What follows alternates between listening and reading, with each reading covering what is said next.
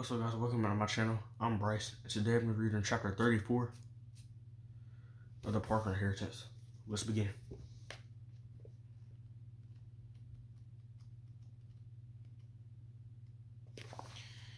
Chapter 34.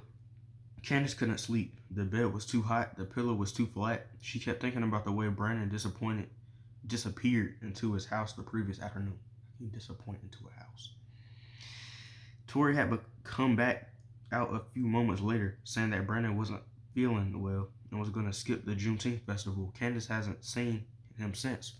The festival was great. She climbed the rock wall 3 times and tried a bunch of different foods, including PJ's world's famous hush puppies, which were so good that she went back for seconds and thirds, and pulled pork from a local barbecue restaurant. Candace hung out with Tori and her friends, and they were all so cool and so fun, but she still missed Brandon.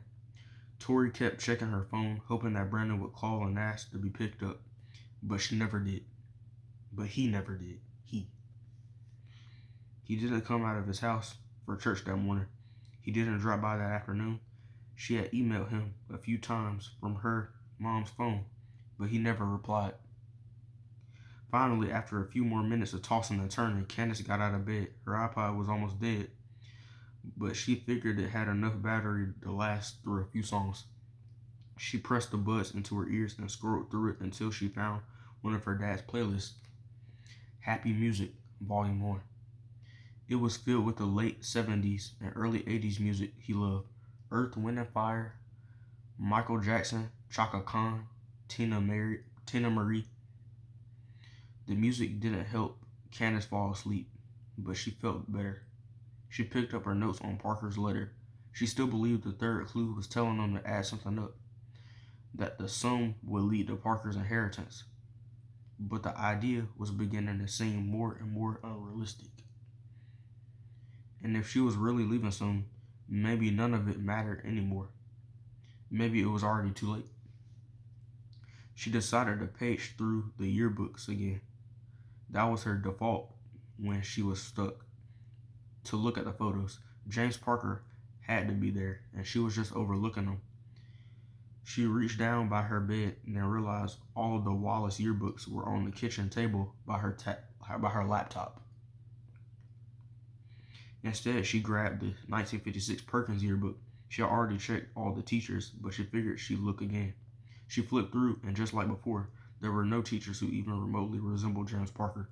She turned to the photo of the tennis team.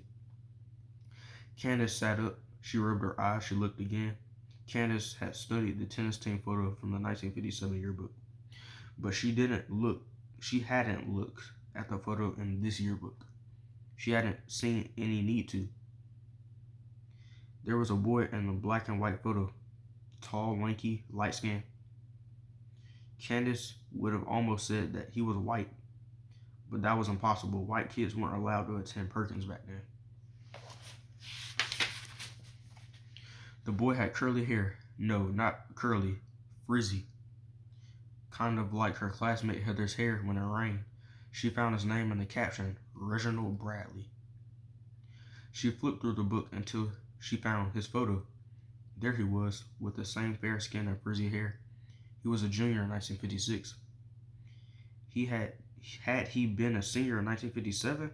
And if so, why had he stopped playing tennis? Candace sprinted to the kitchen table. She flipped the 1957 yearbook to the senior photos.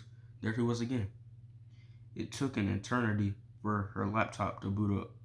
She opened the photo she had downloaded from the internet while at school. The man was older, with more wrinkles and less hair.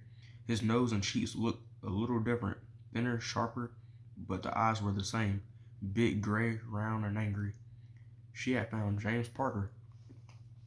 And that was chapter 34, so tomorrow I'll be reading chapter 35, and that's about it. Peace out.